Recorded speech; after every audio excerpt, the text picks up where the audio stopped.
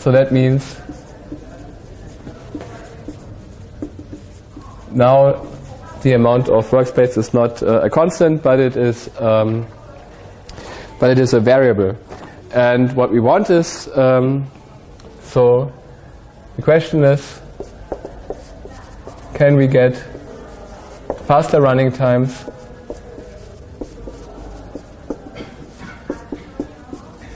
for larger values of S?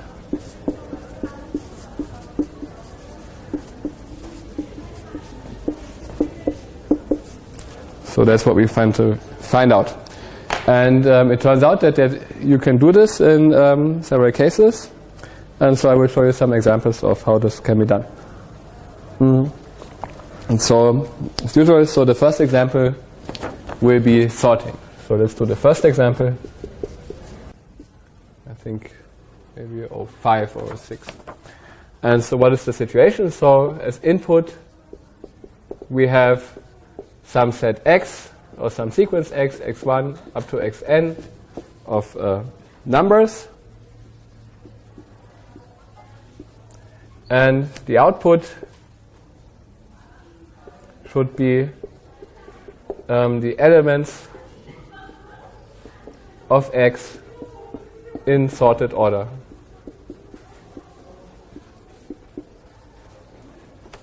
So first we want to output the smallest element, then the next smallest element, and so on and so forth, of x. And so we assume that we have O of S cells of workspace.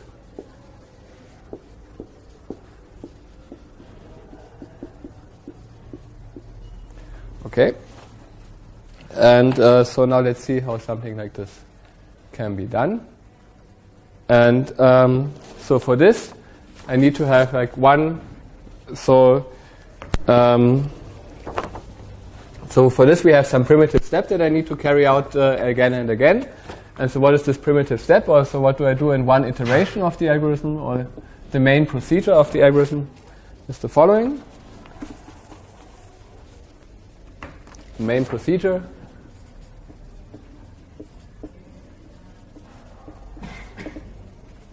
is the following. So we're given some x in x. So the algorithm will do the following again and again. So we have some x and x, and we want to find the S elements in x that follow x in sorted order in O of n time. So what this basic step is supposed to do is, so you have, so this is x, and it's somehow stored like this, and you give me some fixed x in x, and what I want is, I want to find, so this is the input, and here is my workspace, and I want to perform one iteration. It's supposed to take linear time, and afterwards, here my workspace is supposed to contain S elements, and these elements are supposed to be those elements which will follow x in sorted order, but they don't have to be sorted, just in some order, but I want that after one iteration my workspace is supposed to contain those S elements which would come after x in sorted order in any order. Yes? So this is what we're supposed to do. And so now let's see how we can do this in linear time. And so when we can do this in linear time, then we can sort. Yes? So let's see how one such step is being performed.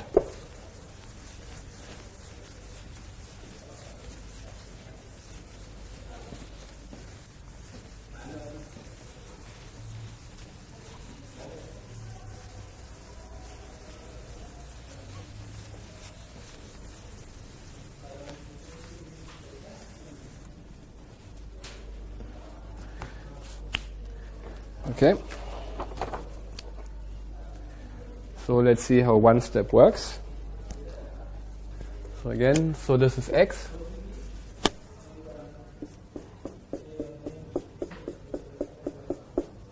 X. It contains many elements. Here's our workspace.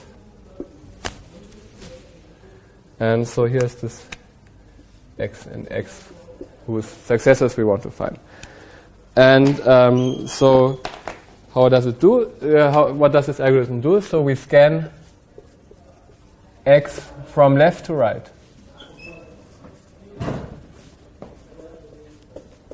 And we collect, so we start scanning X, so we start here, and we go in this direction. And we scan until we have found the first two S elements which are larger than X.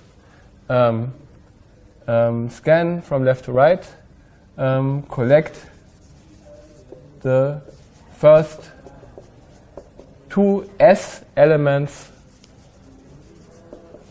larger than X. So this X. So we and store them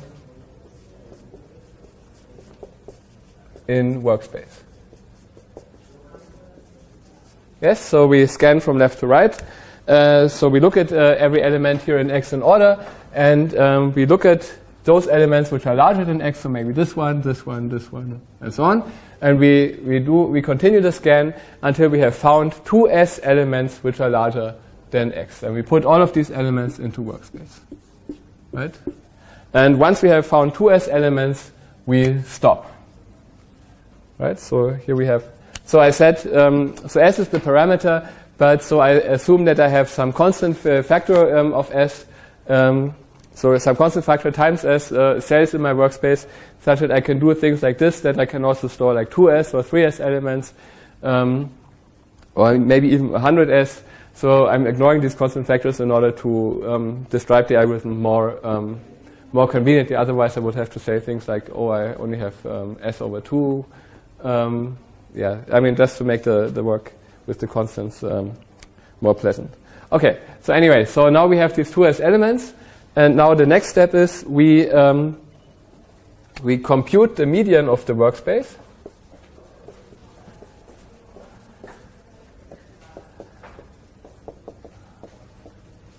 And so this is M. So now I have all these elements in workspace, like this. So they're all here. So these are 2S elements, and I compute the median M. And in the next step, I throw away all the elements which are larger than the median. Yeah?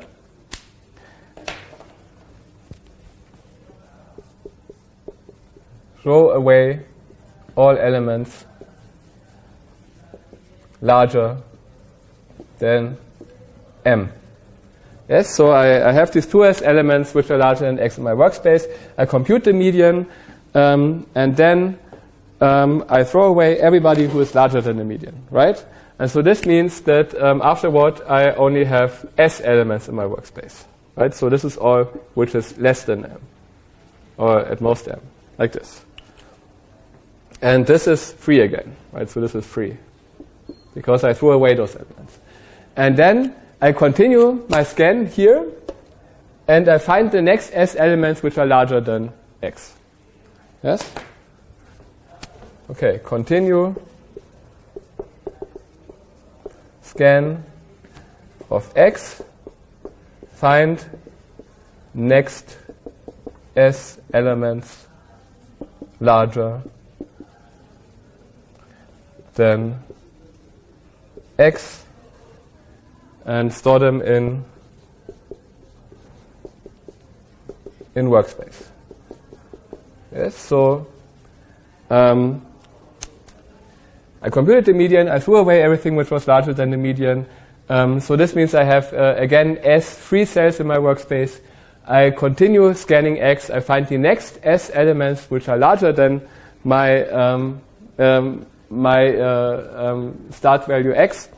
I put those back into workspace. So now here again I have 2S elements. Yes, so after scan, I again have 2S elements. Right, and now I repeat the same thing. So I compute the median again. I throw away everything which is larger than the median.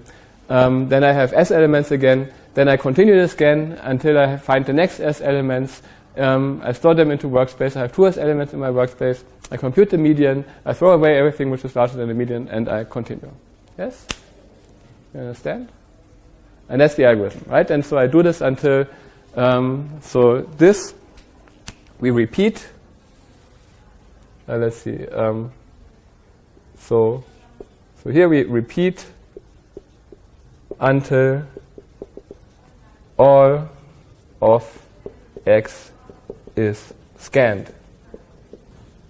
Yes? And that's the algorithm. And now there are two claims. The first claim is that this takes linear time, O of n time. And the second claim is that afterwards, so when the scan is done, there will be S elements left in my workspace, and these S elements will be precisely the S elements which follow X in the sorted order. In arbitrary order, I haven't sorted them yet, but they are there in sorted, there in the workspace. Yes, this is my claim. So let me write it down.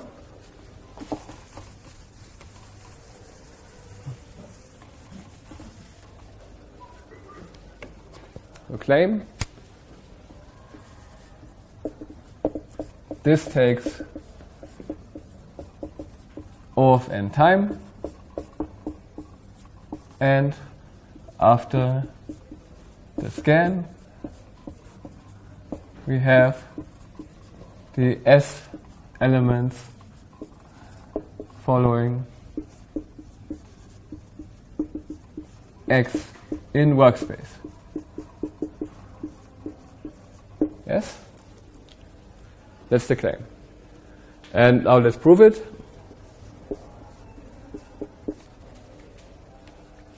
Okay, so first the running time. So what do we need to do in the algorithm? So we scan X from left to right, and we know the scan because we just so we just do one scan from left to right. This means that we need O of n time, right? So this is clear. So O of n time for the scan. For scan.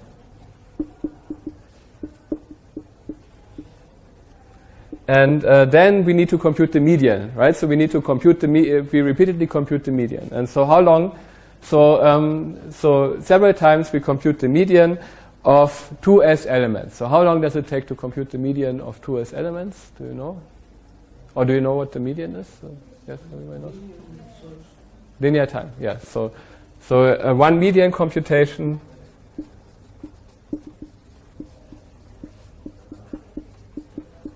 is O of S time, right? So we know we can find the median in linear time using, for example, the algorithm by Blum, Tarjan, and many Rivest, many Turing Award winners. Yes, so by using this algorithm. And so this takes O of S time, and so this algorithm is not constant workspace, but of course we don't need to worry about this because this operation we do with our S workspace, right? So here we can just use the usual standard algorithm. We don't need to be worried about anything because here we can just use the space and do whatever we would normally do. Yes? And so now, how often do we need to compute this median? So every time, so we proceed, we get the next S elements, we compute the median. So clearly we do O of n over S median computations, right? And so there are O of n over S median computations.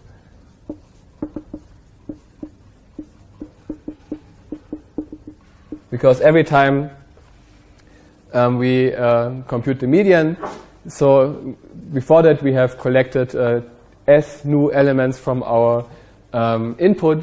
So we have used up S elements from our input.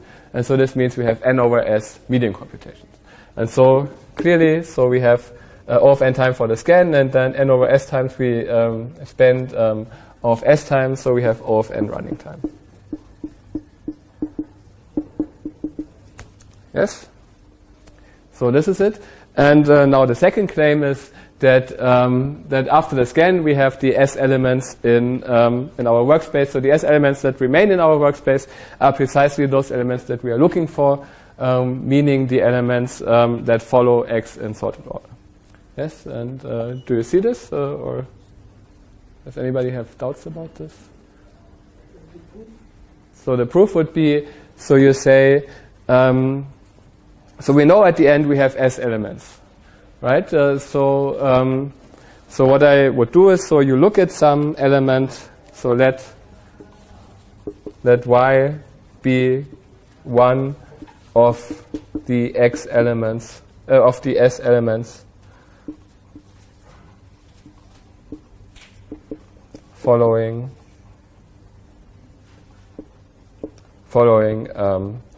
X. So we look at one of these elements that we want, right? So we know it exists. So we pick one of those elements, and so we know we will see this element. So we will, at some point, we will store this element in our workspace, right? So we scan from left to right, and at some point we will see element Y. Y is larger than X, so we will put it into our workspace. So at some point, Y will be put in the workspace, and yes, because it is larger than X, and we put everything that we see which is larger than X into our workspace. And so once we did this, all I need to argue, so we know it comes into the workspace.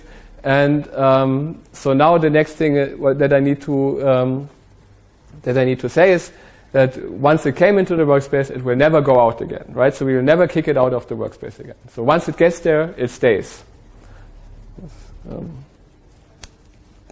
Once it gets there,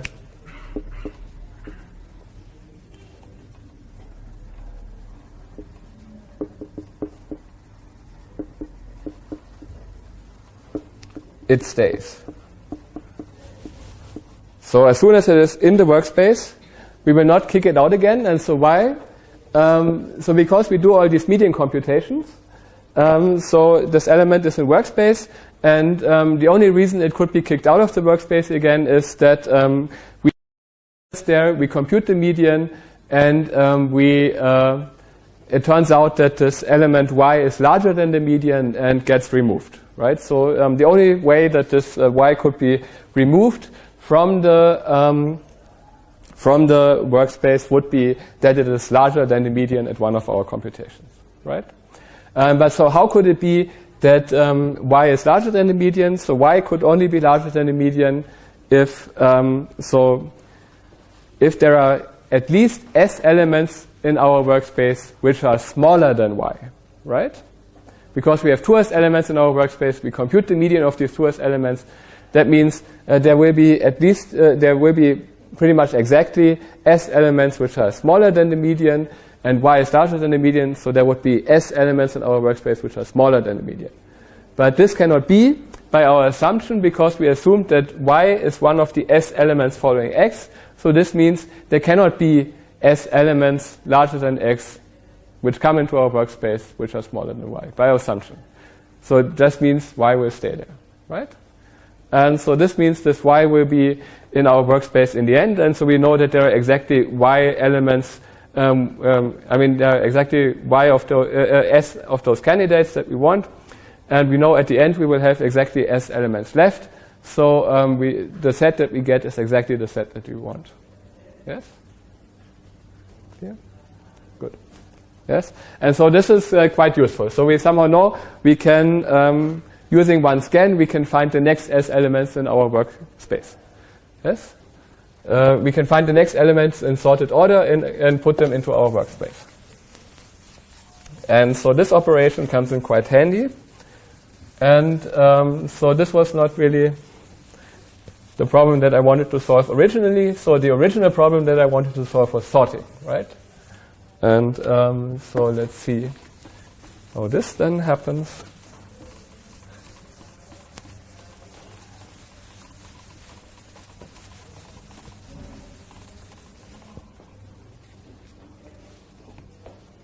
Okay, so the original problem was sorting.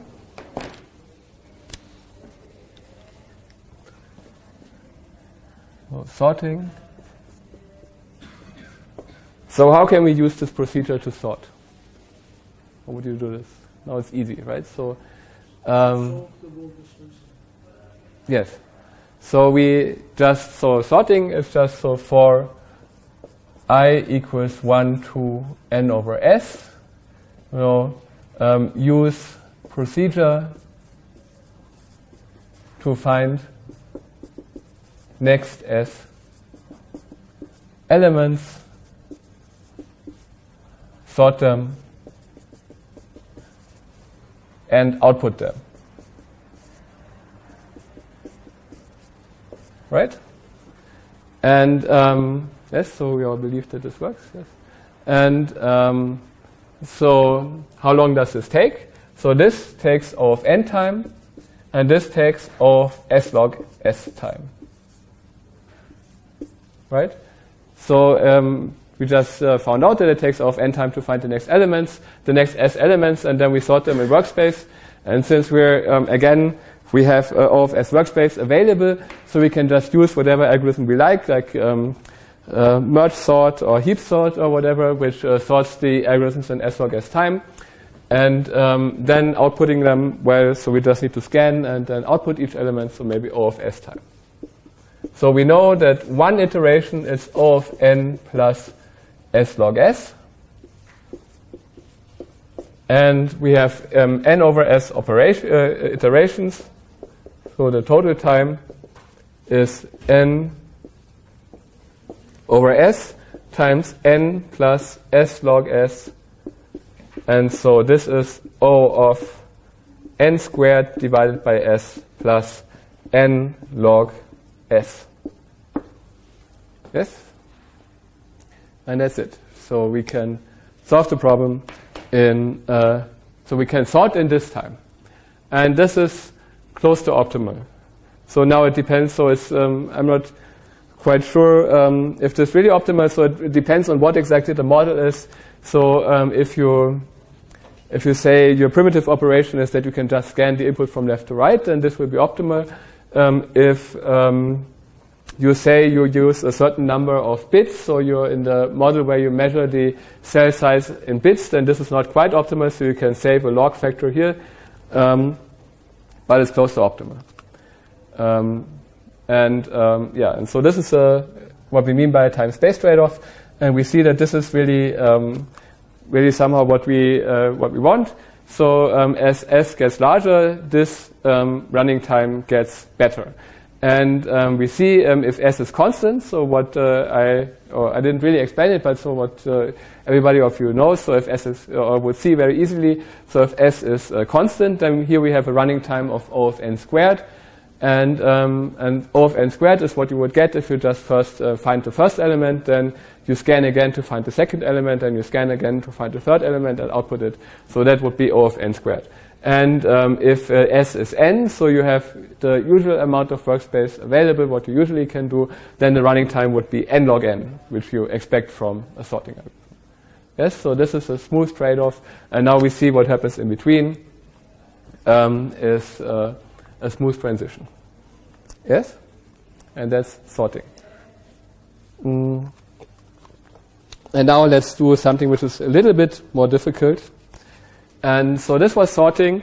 Now I want to extend this algorithm, so now I know how to sort.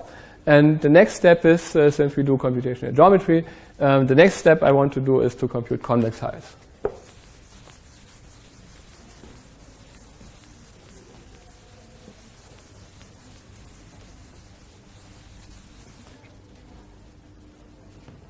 Okay, so now we want to extend this to convex heights. Extension to convex heights. So what we want to do is, so where input is a set P, P1, P2, up to Pn, so points in general position, let's say. And what we want is vertices of the convex hull of P in sorted order from left to right.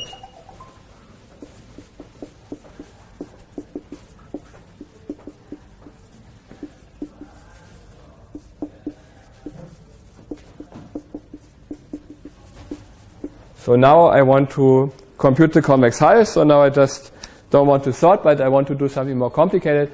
I want to find the vertices of the convex hull. And and again, so let's see how this works.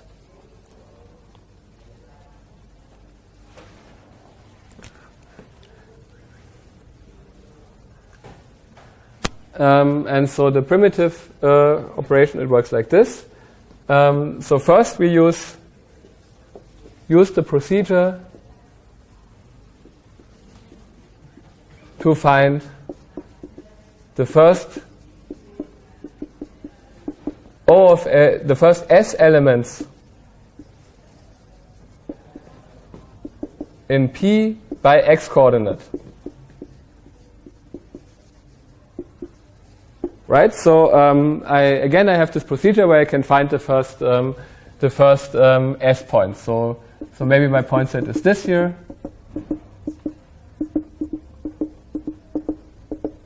So this would be a point set, and now I use my procedure to find the first S points. So maybe these are the first S points, right? And then the next step would be we compute the convex hull of the first S points by using our OFS workspace. So compute the convex hull of the first S points. Okay, so and there again we can use any convex hull algorithms, Graham scan or divide and conquer or whatever you like. Whatever is efficient, and you find this. Okay. So this is the convex hull. And so now the question is, what do we do next? So can we now just output the vertices of the convex hull? So we found something, can we just output it? And the answer is we cannot, right? Because so we want to find the convex hull of the whole point set. But we only have the first S points, and so the convex hull of the first S points might be different from the convex hull of the first S of the whole point set, right? And so now we need to do something, and so to fix this, and so we know the convex hull of the first S points will be different from the convex hull of the whole point set, but what we do know, what we have is that so we know at least the first vertex will be the same, right? Because so this is the leftmost point, it will be the first vertex of both convex hulls. And not only that, we know that they will have the same prefix. So we know that what cannot happen is that that there are some vertices of the small convex hull which appear on the large convex hull, then somehow they disappear and then they reappear again. But what happens is, so here we have this the small convex hull, and for the large convex hull at some point there will be some edge which comes out from outside, we don't know where, but it comes from somewhere, and this edge which comes out from somewhere, it will cut off some suffix of this convex hull, right? So the initial part will be the same, and then somewhere there will be one vertex which and one edge which crosses this boundary, and this edge will cut off the suffix of this convex hull, and now the goal is to find this edge here, right? You understand? Yeah. So the next step is we want to find edge of CHP. So of the convex hull of the whole point set that crosses the boundary. We want to find the edge of the convex hull of the whole point set that crosses the boundary.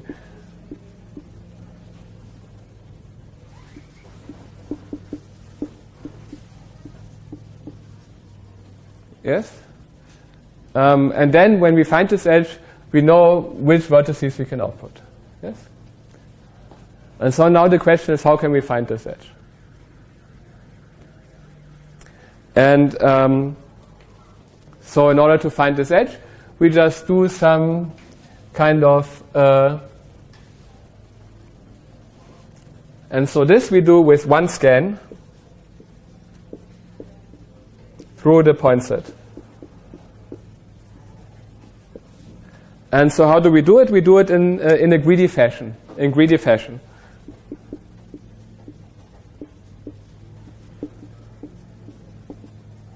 Updating the tangent.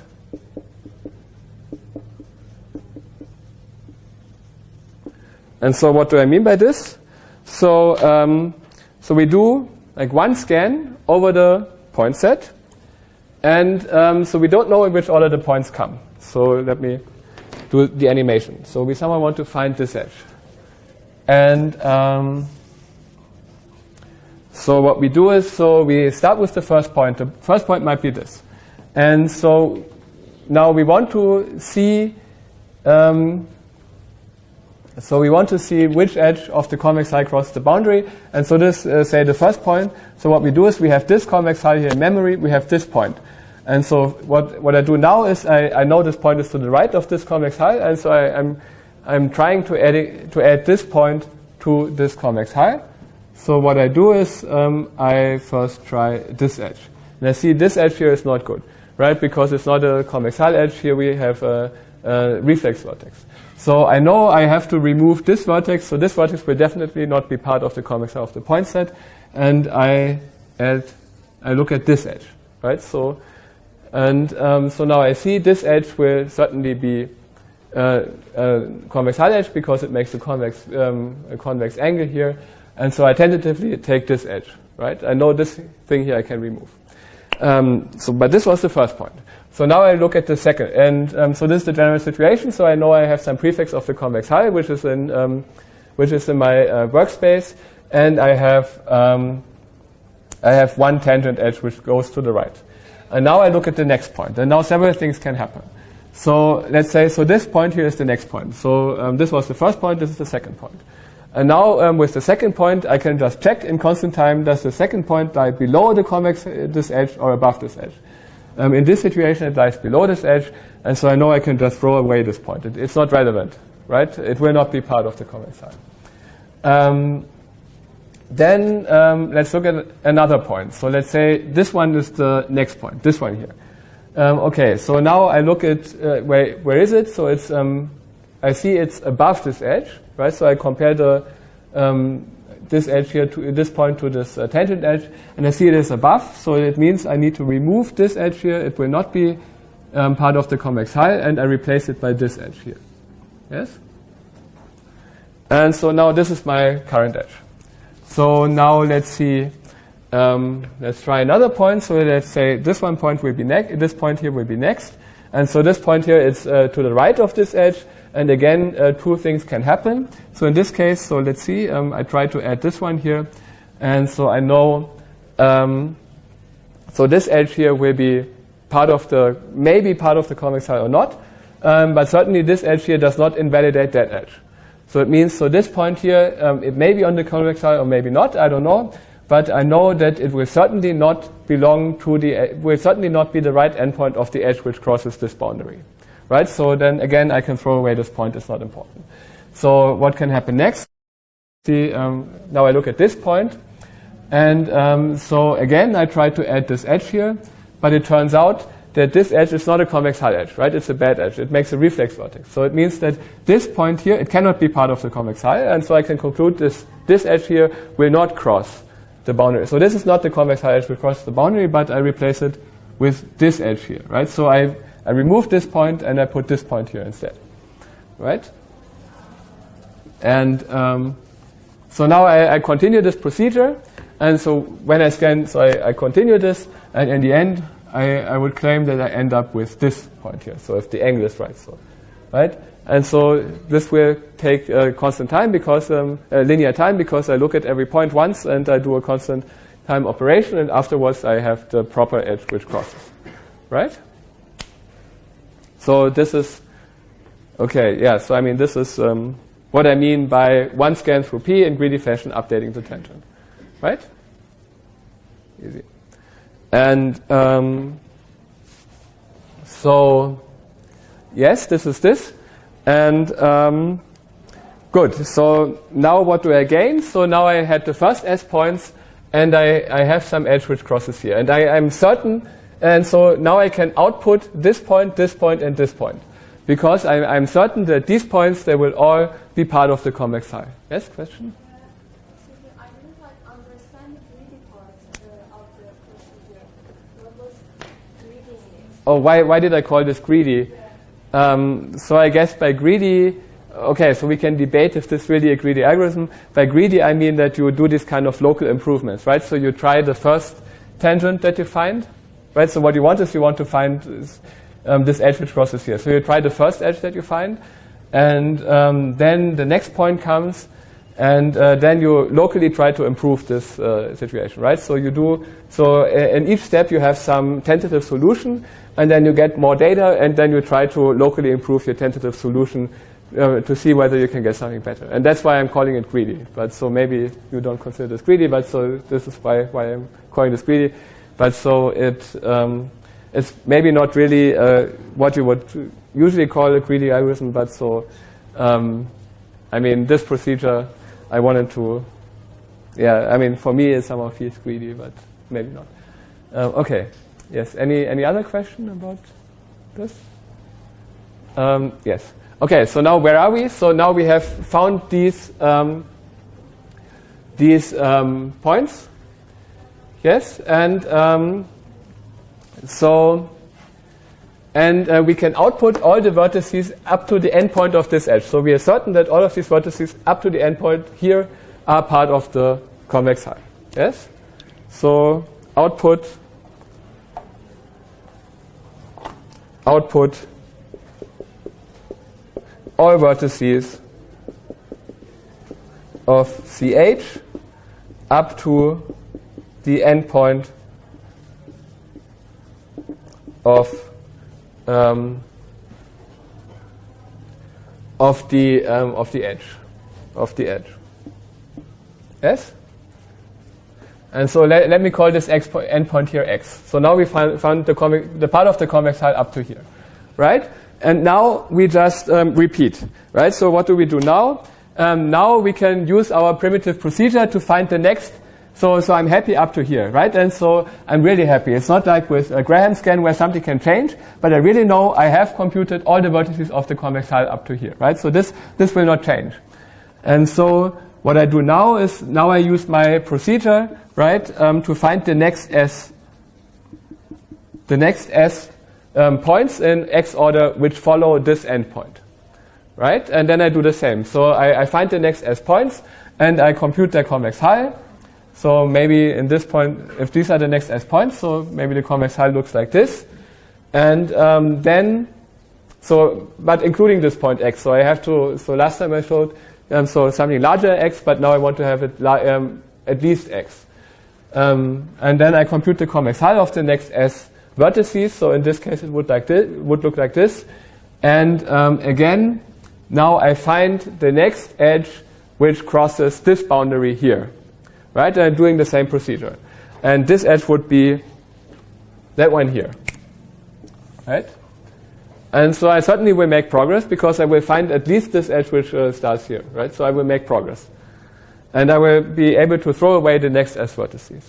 But it may be more because this edge might be very long. Right? So I may make more progress than I hope, but certainly I will make progress for the next S vertices.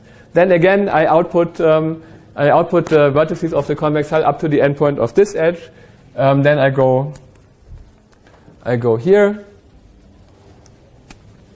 like this, and I compute, and then I find the next S vertices, the next S, I compute the convex hull, and then, including this point here, so including this point, so I did it wrong, I meant, maybe, so it would be just this here. And then I'm done, so I know there will be no edge that crosses, so I output the remaining vertices. Yes?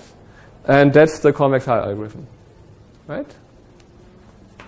So, okay, so now what we do is repeat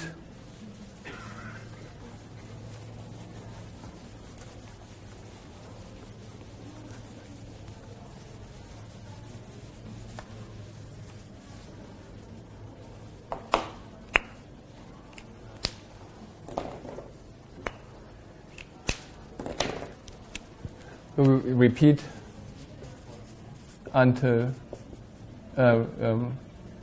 repeat, so find next S vertices after endpoint,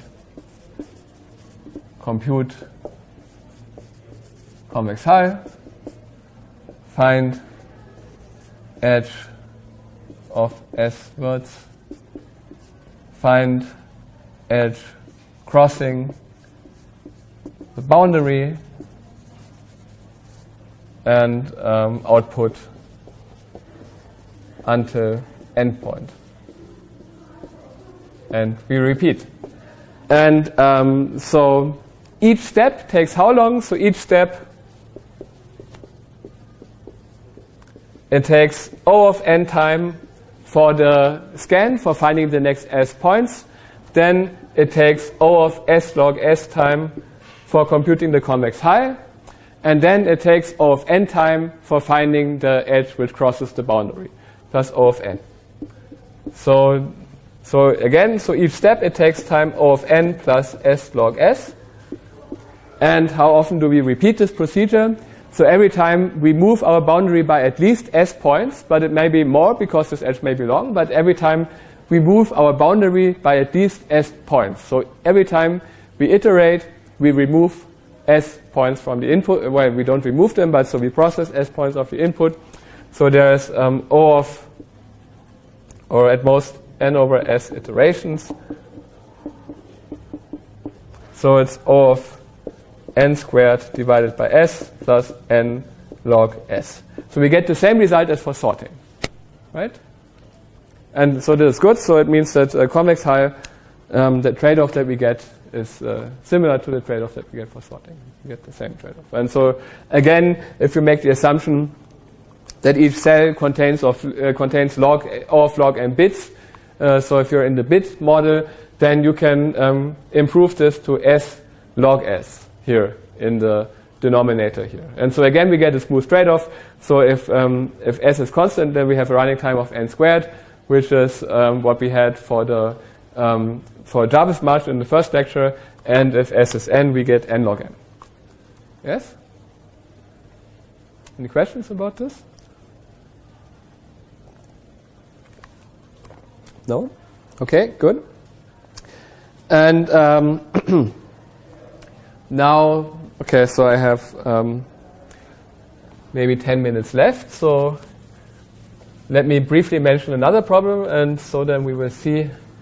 Maybe I'll explain more details in the next lecture, but so let me motivate something. So the next problem, for which I want to have a time-space trade-off. So next problem.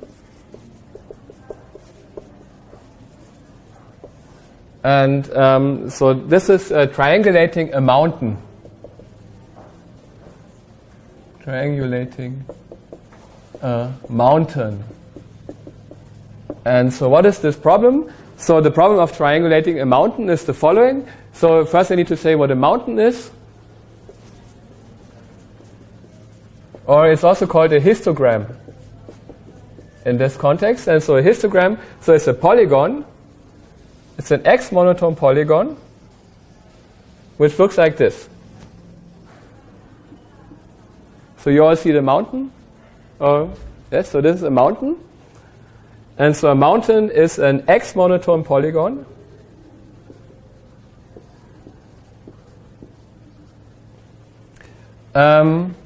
Such that, so let me number the vertices, V1, V2, V3, V4, up to Vn, whose vertices are sorted in X order. So this means, so the circular order equals the x order. Right? So this is the first vertex, second vertex, third vertex, and so on. And so this means, so it doesn't go back. So here there are no vertices down here. Right? So the vertices, they are sorted in x order. And it's a simple polygon, so there's no intersection. And it means that it has one edge, which, so there's one edge between V1 to Vn. So it means V1, so this edge, I mean, I guess actually if you consider the order as the edge Vn, V1, spans all vertices. So by which I mean that, so this edge here, so all the vertices V2, V3, V4, V5, they are between the last edge V1, Vn. And this is called the base of the mountain. So base. So this is a mountain. And it's a special kind of polygon. And our goal is to triangulate this mountain, right? So in triangulating means, so we want to add diagonals like this. And such that, such that all the faces are triangle. Right? So that's the problem of triangulating a mountain. Yes? And for this problem, I want to find a time-space trade-off. So I want to solve it with, so we haven't really seen how to solve a problem like this in constant space, but I want to solve this problem not just in constant space, but in every space between constant and linear space. So how long would it take to triangulate a mountain with linear space? Do you know? Do you have an idea? Have you seen this? So with linear space, you would do linear time. So it's a very simple thing. So, and I mean, so usually if you want to triangulate, so we know that any simple polygon, so every simple polygon you can triangulate in linear time, but this is very complicated. But triangulating a mountain in linear time is very easy. So basically you just scan through the mountain from left to right and you use a stack. Right? So that's like one of the first algorithms that you learn in a computational geometry class. But now we want to solve this problem with a time-space trade-off. And actually we will not solve this problem, but we will solve another problem. And that problem has the following name. And I think I will talk about how to solve this next time. So this problem is called the all nearest right smaller neighbor problem.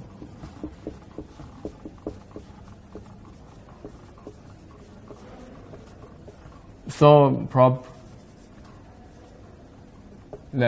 Okay. And so what is the all nearest right smaller neighbor problem? Abbreviated ANRSN.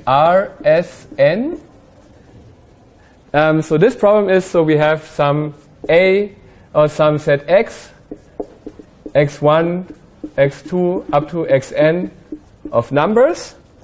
And so let me visualize it like this. So this is 1, 2, 3, 4, 5. So this is X1, X2, X3, X4, X5, X6, X7, X8, X9. So this is the set, and the all nearest right smaller neighbor problem is the following. I want to find for each point here, so for each number, I want to find the next number to the right which is smaller. So I want to output the set of all nearest right smaller neighbor pairs, and the nearest right smaller neighbor pair is for a point, the point to the right, the closest point to the right which is smaller. So for example, for this point, the closest point to the right which is smaller would be this one. Right? So I go to the right and find the first point which is smaller. For this point, the closest point to the right would be that one. For this point, the closest point to the right would be that one, that one, that one, that one, and that's it. And some points do not have this, right? So some points have this. So this one, this one, this one does not have a smallest right neighbor. Yes? And So this is one problem. And the other problem is the all nearest left smaller neighbor problem. So you can do the same thing, of course, with left. And so in that case, it would be this. This. So this would be the left smaller. This one doesn't have one. This one doesn't. This one doesn't have one. This one, this one, this one, this one. Yes? So this is what we want to find in any order. And I can solve this problem, the left and the right problem here, then I can solve that problem. And can you see why? You understand why this is the same problem in some sense?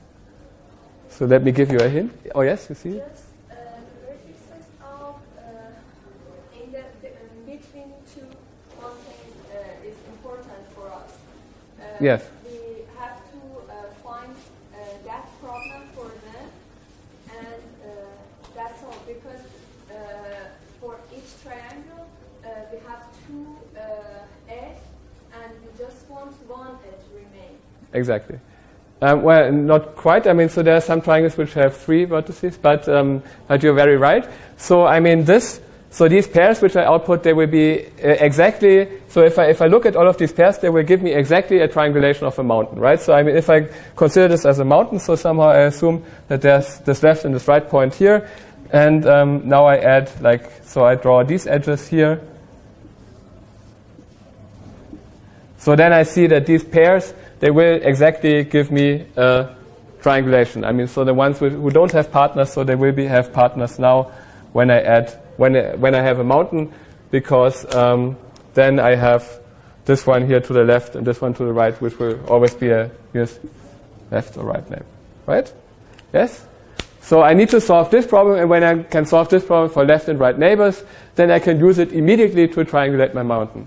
I mean, it's it's not completely obvious. I mean, you see it in this picture, but of course you have to prove that if I output all these pairs, it will be a triangulation, so there will be no intersections, and between the nearest right and left pairs, and there will be no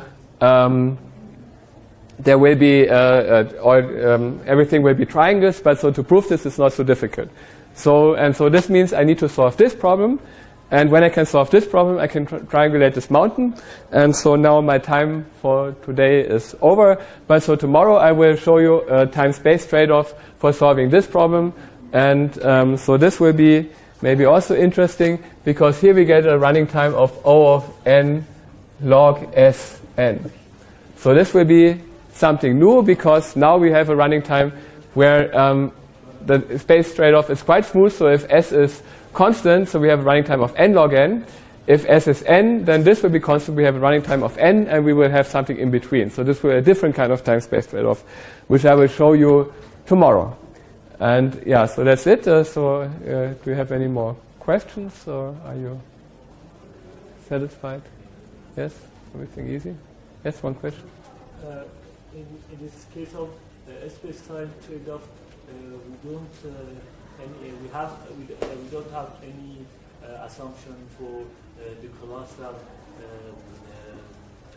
amount of space we want to use.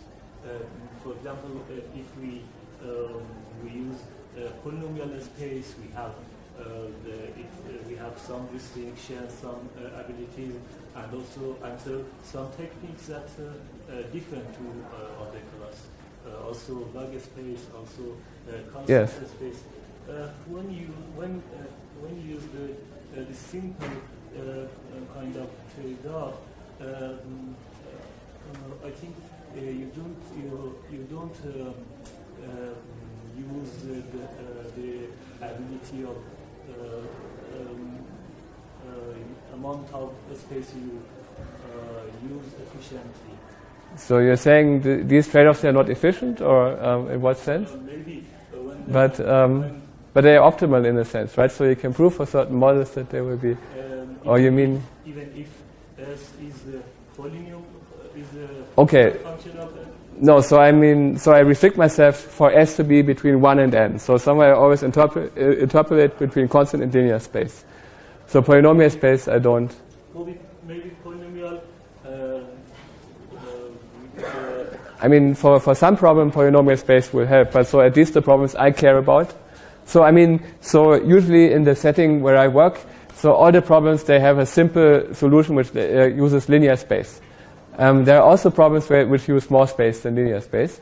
But so these I don't really consider in this model, so I don't really know what happens. So far, the problems I'm interested in mostly, I mean, maybe then later you can look at more complicated things, are problems which have a simple solution in linear space, and now the question is what happens when you reduce the space.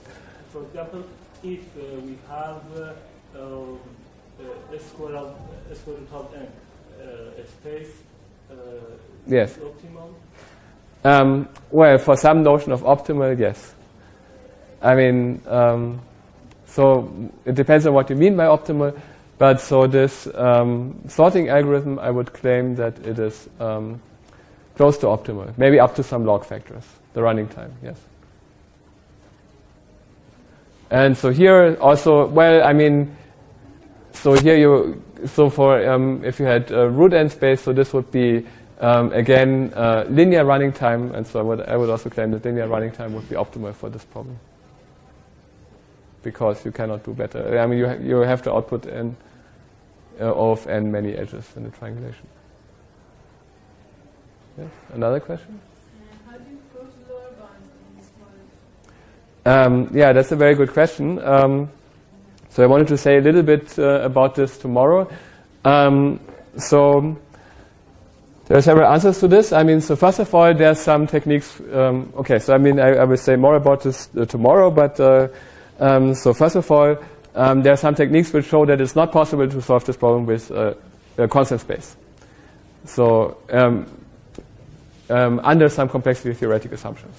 So for certain problems, you can show if you believe certain complexity theoretic assumptions that you cannot, there will not be any constant workspace algorithm, no matter what the running time. Then to prove lower bounds for trade-offs, you need to make assumptions about what exactly the model is. So first of all, you need to be very clear about the model. And as soon as you have some clean model, you can start proving lower bounds. And then the next thing is, of course, you need to think about whether you believe this model, whether it's credible or not. But so I will mention some of the techniques tomorrow, but unfortunately I won't really have time to give the details. I will just say, I mean, what is the model, and how do you prove this, and then maybe some or two words about how the proofs work. But if you want to know more about this, then you would have to read the papers. But yes. But it's a very good question, and I mean, I think the techniques are not so well developed for this, for lower bounds in this model. Can you name the paper that has the lower bound for sorting? Yes, I will do that tomorrow. Yes. Mm-hmm. Okay. Another question? Okay. That's it. Thank you.